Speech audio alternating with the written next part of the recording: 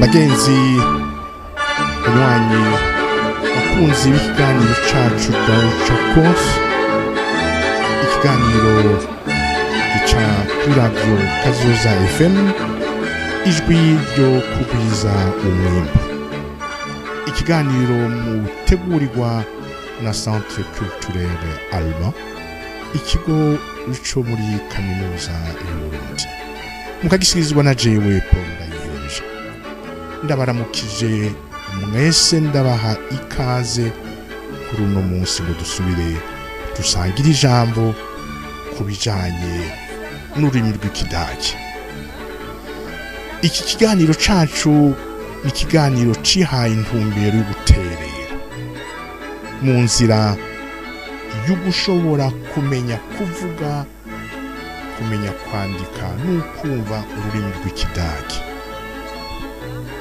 Kuri uno munsi tugiye kuganira aho nizere tuza gusozera ikiganiro tumaze iminsi tuganira ko ico naco akaba ari ikiganiro kijanye n'ibihe, amasaha, ingene basaba bavuga amasaha mu kidagi.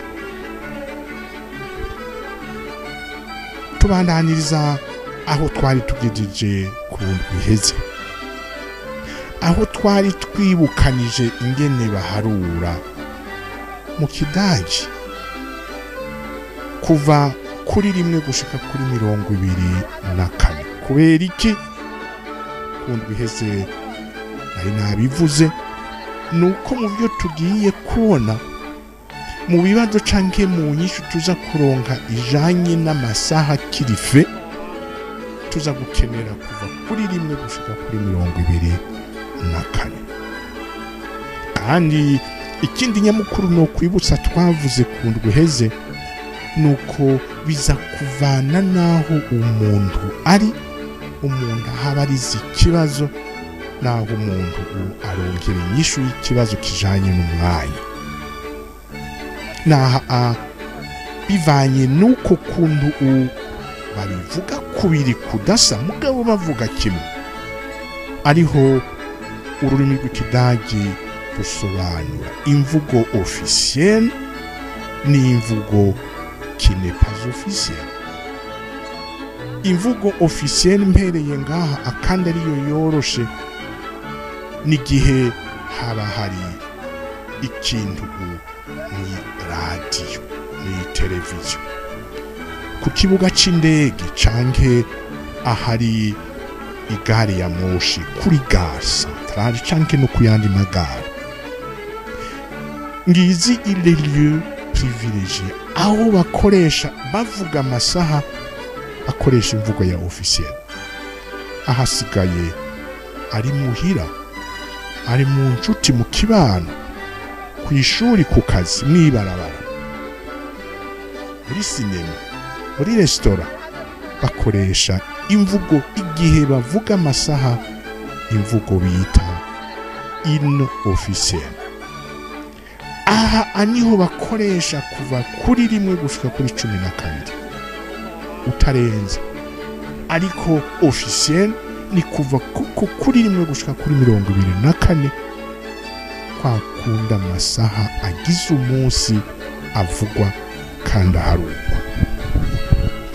Ikindi twumvikanye ko nuko ikibazo ari cakindi, haba canke hariya ikibazo kirondera inyishu y'umwanya w'umunsi. Ikibazo ni kimwe, mugabo gifise 2 variantes. Ikibazo ni kimwe, kirondera inyishu. Inyishu ni imwe, mugabo niyo nyishu ivugwa différemment en fonction yaho uri kuravugira. Ikibazo kimwe rudende, mugabo avec 2 variantes. Ni wie spät ist es, ikibazo, canke wie viel Uhr ist es. Ça fait 2 manières différentes de poser une question, une même question. Vous avez une même préoccupation, un même souci. Vous voulez être informé, mbega umunsi ugeze wie spät ist es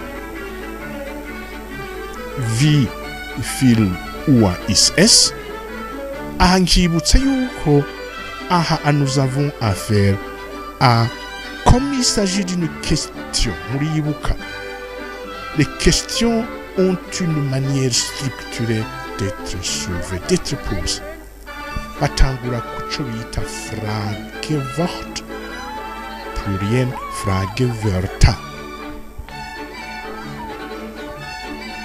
nuko une phrase interrogative nguko bayita eine Fragesatz mu kidagi Fragesatz mravyibuka ingene iri structurée ingene les éléments constitutifs de cette phrase interrogative zikurikirana et ce de manière officielle et ce de manière obligatoire ndushobora gufata tuvuge ngo wie ist spät ist es oya uza gufata wie spät comme étant une entité grammaticale ni Fragewort nico kimwe na wo wohnst wann bist du geboren wo bist du geboren ngaha nous avons eine Fragewort un mot sur lequel on se fonde on se base pour soulever une question c'est l'élément qui commence obligatoirement au kidagi mais évidemment la réalité la vérité aussi est que les formes de ces Fragewörter sont différenciées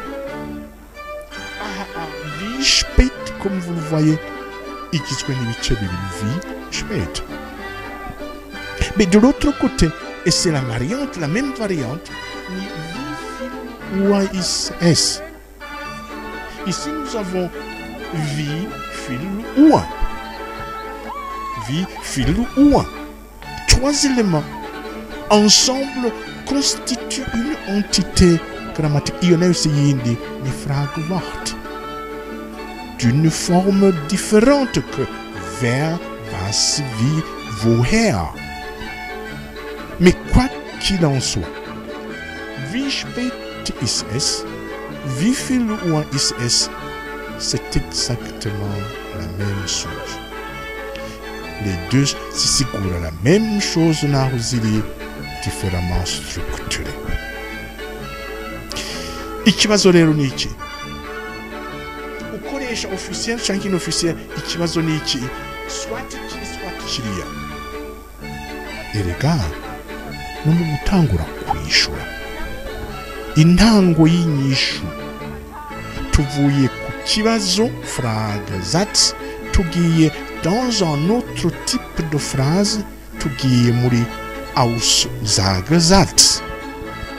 Aussagesatz irafise ukuntu yubatse grammaticalement itangurwa na le sujet S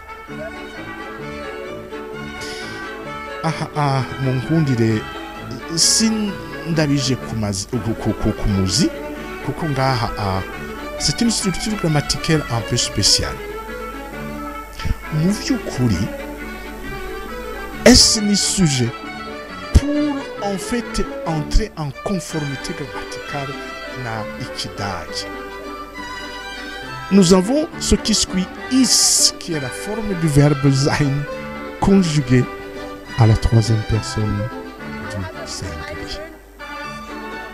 S vient en réalité pour combler un vide sur le plan de sens, Bedeutung. S ne veut absolument rien dire grammaticalement. Non, ne veut absolument rien dire.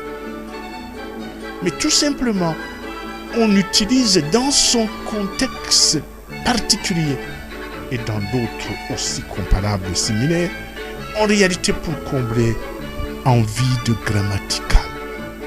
Kuko, un verbe ne peut en fait être justifié sans qu'il soit précédé d'un sujet. Le verbe ego, c'est la pierre angulaire de toute phrase. interrogative ou affirmative. Mais le verbe ne saurait avoir de sens ni de forme que dès lors qu'il est conjugué. Et pour être conjugué, il faut lui enjoindre le sujet. C'est précisément en réponse à cette prérogative grammaticale que la langue a opté pour es. Es ist. Es ist. Voilà le début de toute réponse à la question, quelle que soit la manière dont elle est structurée, dont elle est posée. Wie spät ist es? Es ist. Wie viel Uhr ist es? Es ist. Reka rero tuje mwido. Iki kintu nifuza ko tukibona mu ntambwe zitandukanye zine zitanu. Mu ntambwe zitandukanye zine zitanu. Mu ntambwe ya mbere reka ari isaha yuzuye, l'heure pile. L'heure pile. Dusimbize mu ntambwe ya kabiri aho kaka igwiye kari kuri truwa.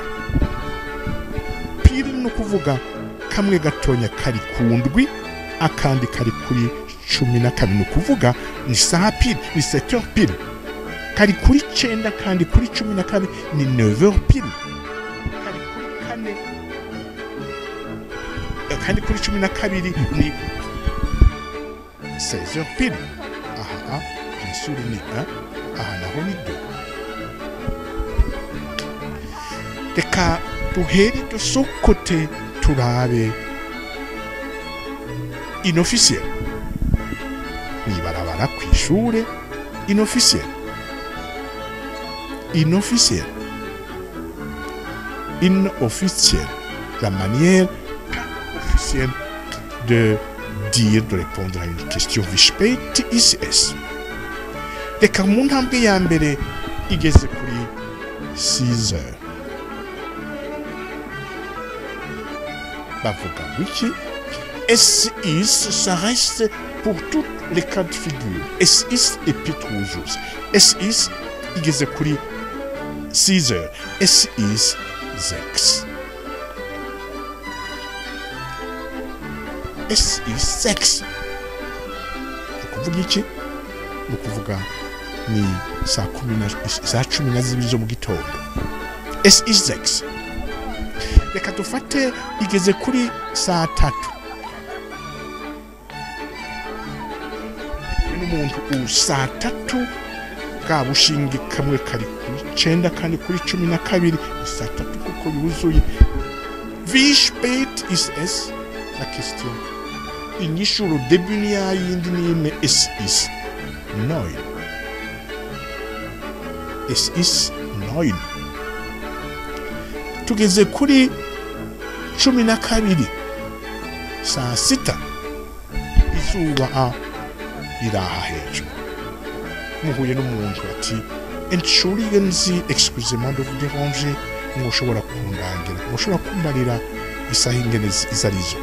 Wie spät ist es? Es ist 12. Es 12.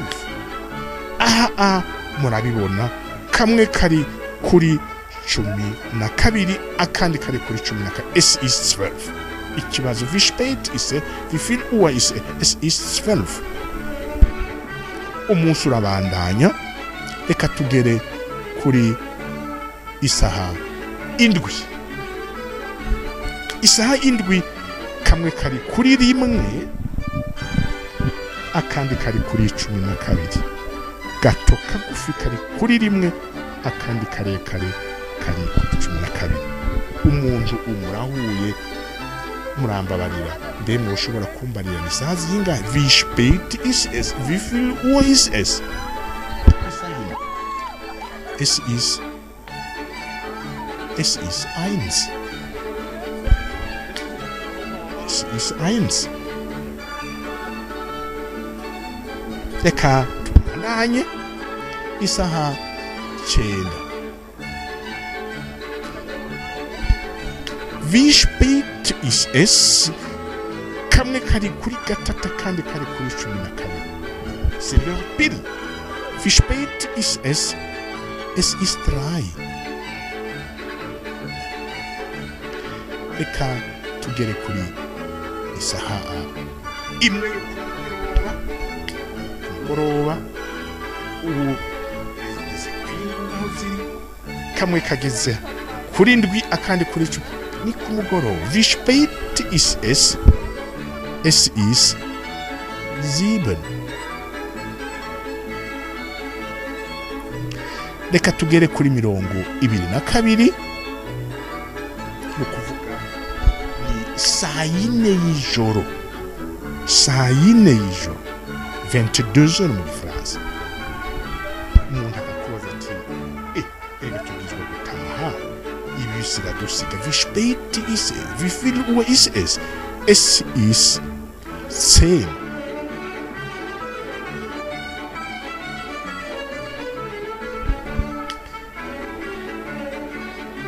Amasaha aragenda araduga. Isaha 23h. Es ist 11. Es ist 11. Reka dukwize tugere kuri 24.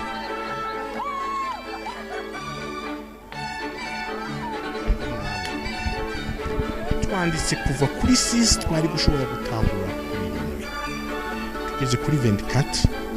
Mugabo ngira ngo ndaho mwigeze mubona 24, 24 canke 23, 23, 19, 19.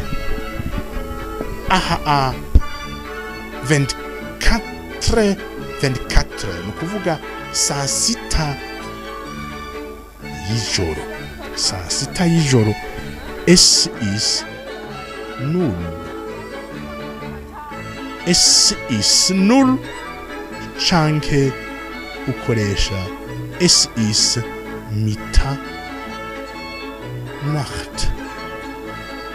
Mitternacht.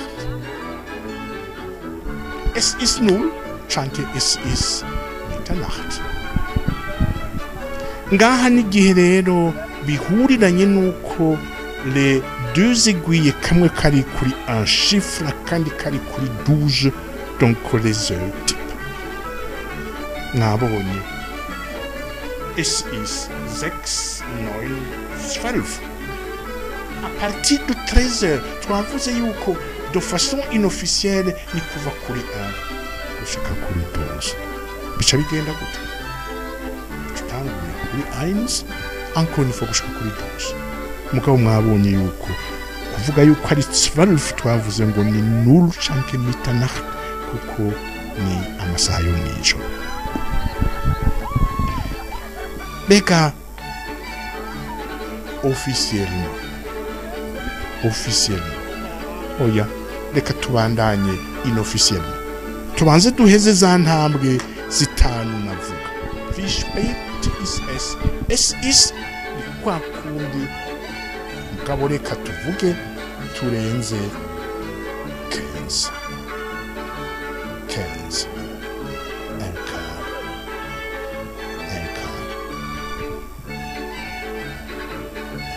Turenze ko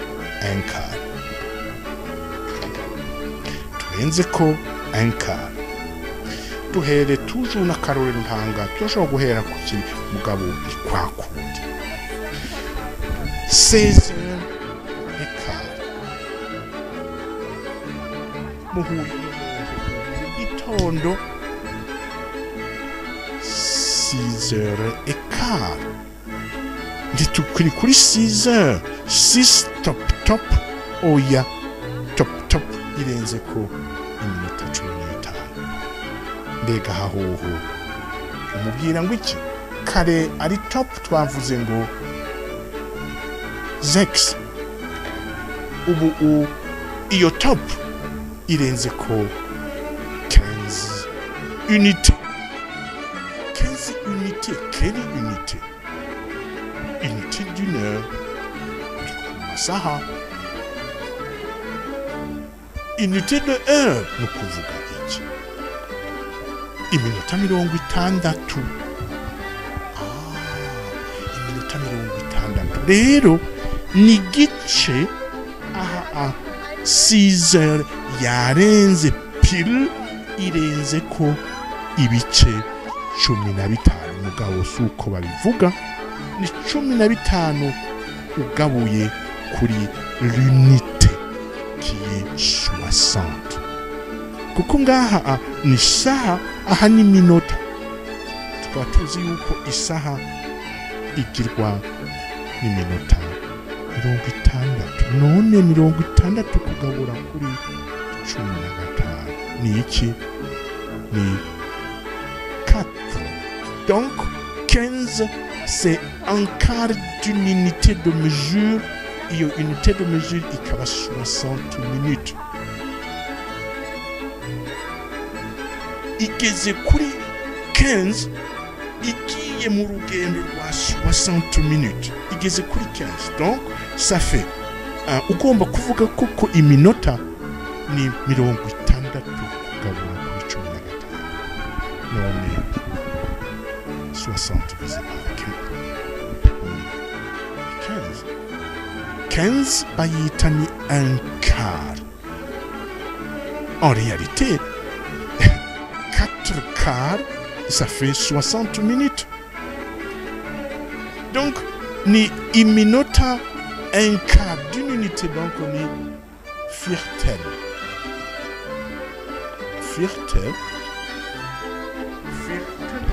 hari fia comme vous pouvez le voir fia ni quart viertel ni taille une partie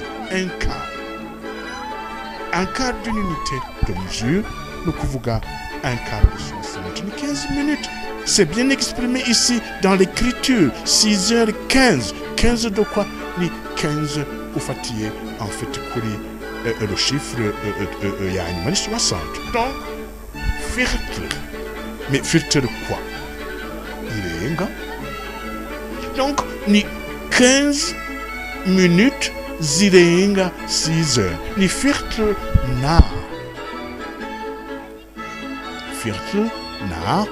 ni 6 igeze ngaha wie spät wie viel Uhr es ist uhera ku minota turi muri registre inofficiel uhera ku minota gatandukira ku masaha kandi ngira mu mwayibonye amasaha ndayo tuvuga nayo twigeze tuvuga 6 15 ni 14 na 6 kanatsinda kamwe karaha gatonya akandi kari kuri gatatu nukuvuga iki aka kare gatonya karaha kanini kaba ni 6 numvise sinagize mvuga 6 ni 6 mugabo yasaha irabandanya igenda iturura igera kuri 5 igera kuri 10 igera kuri 15 hagaca haza umuntu akubaza ati mbega ni saha zingahe mbe mwombonera isaha zingahe kamwe kanini kageze kuri gatatu nukuvuga iminota 15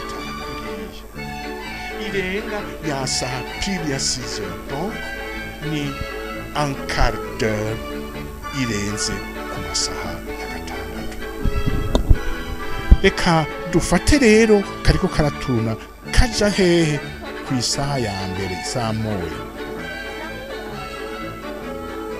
karagiye kararenganye 20 30 40 turatubona kageze kuri 45 mugabo na kamwe kagufinya kariko kava kuri gatandatu kegera indwi haje umuntu rero ngaho nyene nakubaje ati mbega ni saha zingahe mu kidagi wie spät ist es wie viel Uhr ist es naho ufise 45 minutes par rapport à l'unité de mesure 60 ni iki naho ni viertel mugabo si filtre ni filtre ibuze kugira ngo ya unity ikwiye. Donc aha ni is ni kutangura mission na hose is filtre mugabo itarashika saa moya ni filtre vor pas 6 vor 7 kuko niyo tuje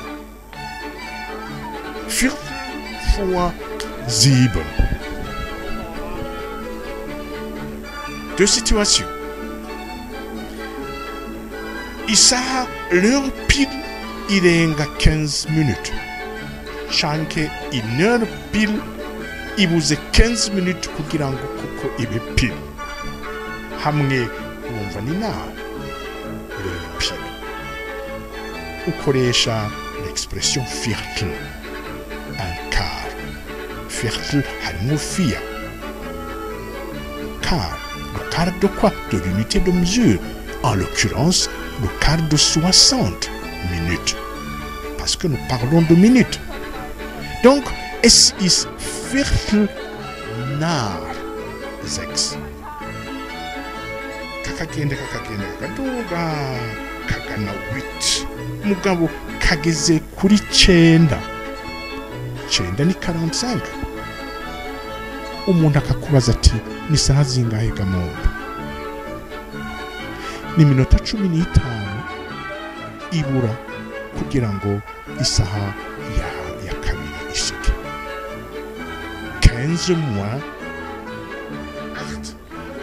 Donc ngaha ni viertel vor 8. Pardon. Ni 6 heures. Excusez-moi. Ni 6h45. Excusez-moi de l'heure. Hamwe ni 6h15, ahandi ni 6h45.